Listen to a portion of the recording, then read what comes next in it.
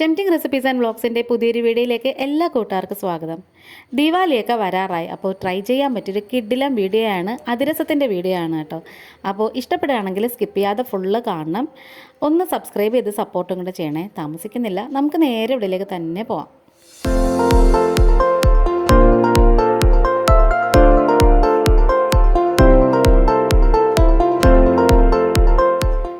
ഇപ്പോഴത്തെ ഞാനിവിടെ 2 കപ്പ് പച്ചരി എടുത്തിട്ടുണ്ട്. മെഷറിംഗ് കപ്പിൻ്റെ 2 കപ്പാണ്, 240 ml ആണ്. അതിനിതേ നന്നായിട്ടൊന്ന് കഴുകിയെടുക്കണം. ഒരു 5-6 തവണയെങ്കിലും നല്ലോണം കൈ കൊണ്ട് തിരുമ്മി നന്നായിട്ട് ഇങ്ങനെ കഴുകിയെടുക്കണം. അതിൻ്റെ പുറം ഭാഗത്തൊക്കെ ഉള്ള അഴുക്കും അതുപോലെ തന്നെ ആ ഒരു കാടി പോലത്തെ സംഭവമൊക്കെ ഇല്ല, അതെല്ലാം പോകണം. അങ്ങനെ ഞാനിപ്പോൾ നന്നായിട്ട് കഴുകി വൃത്തിയാക്കിയൊക്കെ എടുത്തിട്ടുണ്ട്. ഇനി നമുക്കിതൊന്ന് ഊറ്റി വെക്കണേ. ഒരു 2-2.5 മണിക്കൂറോളം ഒന്ന് കുതിർത്തൊക്കെ വെള്ളത്തിലിട്ട് വെച്ചതാണ്. ഇനി ഞാനിങ്ങനെ ഊറ്റി സ്ട്രെയിനറിലിട്ട് വെച്ചിട്ടുണ്ട്. നല്ലോണം വെള്ളമയമൊക്കെ വറ്റിയതിന് ശേഷം ഇതേപോലെ ന്യൂസ് പേപ്പർ ഇട്ടിട്ട് അതിൻ്റെ മേളിൽ വൃത്തിയുടെ ഒരു തോർത്തോ ടവലോ എന്തെങ്കിലും ഇട്ട് കൊടുത്തിട്ട് ഇത് നമുക്ക് നന്നായിട്ട് ഇങ്ങനെ ഒന്ന് നിരത്തി കൊടുക്കണം. ഇത് വെയിലത്തൊന്നും വെച്ച് ഉണക്കണ്ട, ഫാനൊക്കെ ഇട്ടിട്ട് നമ്മൾ അതിൻ്റെ ചുവട്ടിലിങ്ങനെ ഇട്ട് കൊടുത്താൽ അത് നന്നായിട്ടിങ്ങനെ നിരത്തി കൊടുക്കണേ. അങ്ങനെ ഒരു 15 മിനിറ്റൊക്കെ കഴിയുമ്പോൾ ഉണ്ടല്ലോ, അത് ഏകദേശം നന്നായിട്ടിങ്ങനെ ഉണങ്ങി ഡ്രൈനായിട്ടൊക്കെ വരും. ഇനി ഇതിൻ്റെ പച്ചരി എങ്ങനത്തെ എടുക്കേണ്ടതെന്ന് ഞാൻ കാണിച്ചു തരാം. ഒരിക്കലും നിങ്ങൾ ഇതേപോലെ ഈ ഉണ്ട പച്ചരി ഉണ്ടല്ലോ, ഉരുണ്ട ഷേപ്പിലിരിക്കുന്നത്, ആ പച്ചരിയാണ് നമുക്ക് അതിരസത്തിന് വേണ്ടി എടുക്കേണ്ടത്. ഇതേപോലെ ഇങ്ങനെ നീണ്ടിരിക്കുന്ന ടൈപ്പ് ഉണ്ടല്ലോ, ആ പച്ചരി എടുക്കരുത്, അതിരസം കറക്റ്റായിട്ട് കിട്ടത്തില്ല. ഉരുണ്ട ഷേപ്പ് പച്ചരി ഉണ്ടല്ലോ, നമ്മൾ ഇഡ്ലിക്കും ദോശയ്ക്കൊക്കെ ഇടത്തില്ലേ, ആ പച്ചരിയാണ്. എനിക്ക് തോന്നുന്നു 5-6 പച്ചരി എന്നങ്ങാണ്ട പറയുന്നതെന്ന് തോന്നുന്നു. എനിക്കത് കറക്റ്റായിട്ട് അറിയത്തില്ല, ഉരുണ്ട ഷേപ്പാന്ന് മാത്രം അറിയാം കേട്ടോ.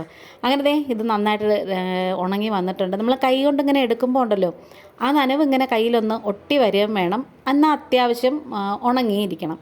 അതാണ് ഞാൻ വെയിലത്ത് വെച്ച് ഉണക്കണ്ടെന്ന് പറഞ്ഞത്. ഇനി ഉണ്ടല്ലോ, നമുക്കിത് മിക്സിയുടെ ജാറിലിട്ടിട്ട് ആ പൊടിക്കുന്ന ഒരു ജാറുണ്ടല്ലോ, അതിനകത്തിട്ടിട്ട് നന്നായിട്ട് ഇങ്ങനെ ഒന്ന് പൊടിച്ചെടുക്കണേ.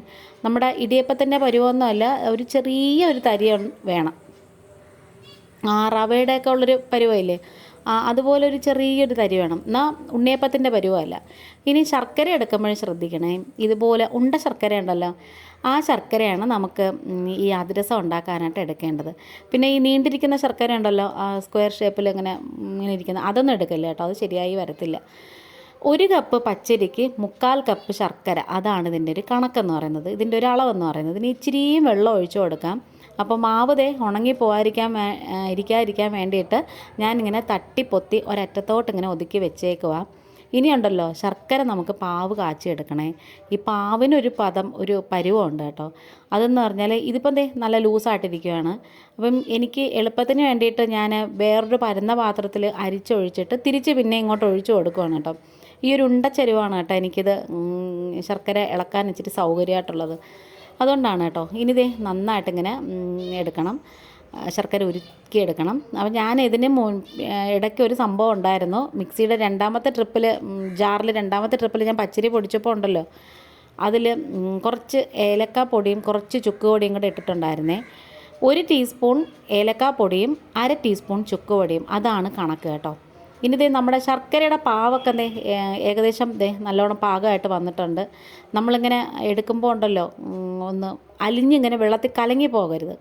ഇതിപ്പോൾ ഏകദേശം ഒന്ന് നീക്കി കൂട്ടുമ്പോൾ ഒന്ന് പറ്റുന്ന ഒരു പദത്തിലുള്ളവരാണ് എടുത്തിട്ടുള്ളത്. ഇനി നമ്മൾ എടുത്തു വെച്ചിട്ടുള്ള ആ പച്ചരിയില്ല, അതിലേക്ക് കുറച്ച് എള്ളും കൂടെ ഇട്ട് കൊടുക്കാം. ഒരു ടേബിൾ സ്പൂണൊക്കെ മതി കേട്ടോ. എന്നിട്ട് നന്നായിട്ടൊന്ന് മിക്സ് ചെയ്തൊക്കെ ഇളക്കി യോജിപ്പിച്ചൊക്കെ എടുക്കണം.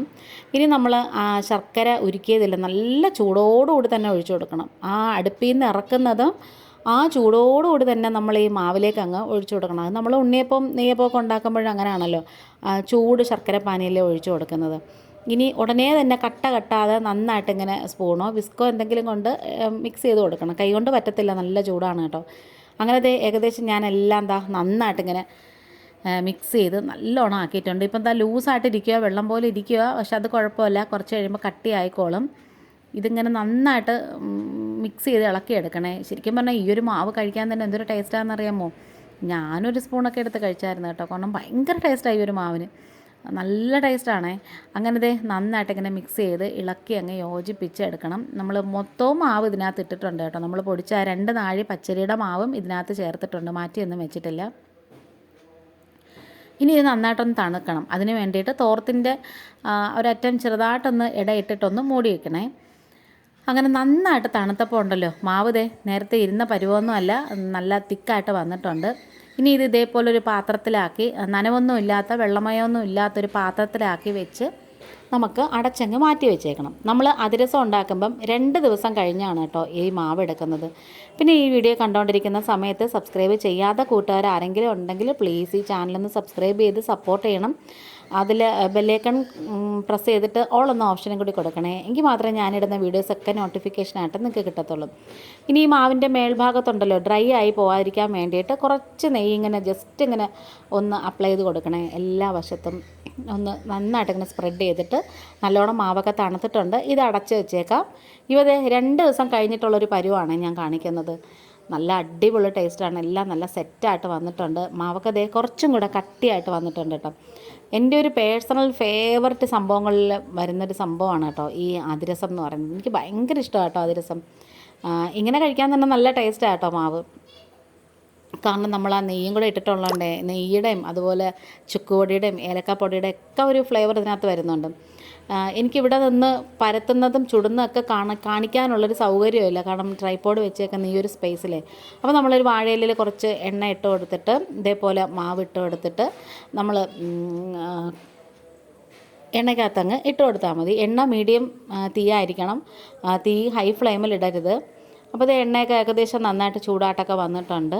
നല്ല തീ കൂടുതലാണെങ്കിൽ നമ്മളത് തീ കുറച്ചിട്ട് വേണം ഇടാൻ. ഇതിങ്ങനെ ഇട്ട് കൊടുക്കുമ്പം ഷേപ്പൊന്നും ചിലപ്പോൾ ആദ്യമൊന്നും വരത്തില്ല കേട്ടോ. കാരണം നമ്മൾ എണ്ണയ്ക്കകത്ത് കൈ മുങ്ങുമോ എന്നുള്ള പേടി, അതുപോലെ തന്നെ ഇത് ഇടുന്നതിനുള്ള ടെൻഷൻ, അങ്ങനെയൊക്കെ. ഇനി തിരിച്ച് മറിച്ച് ഇട്ടത് പെട്ടെന്ന് തന്നെ എടുക്കാം. പുറം ഭാഗം ഇങ്ങനെ കളറ് മാറി വരുമ്പോൾ ഉണ്ടല്ലോ നമുക്കിത് പെട്ടെന്ന് എടുക്കാം.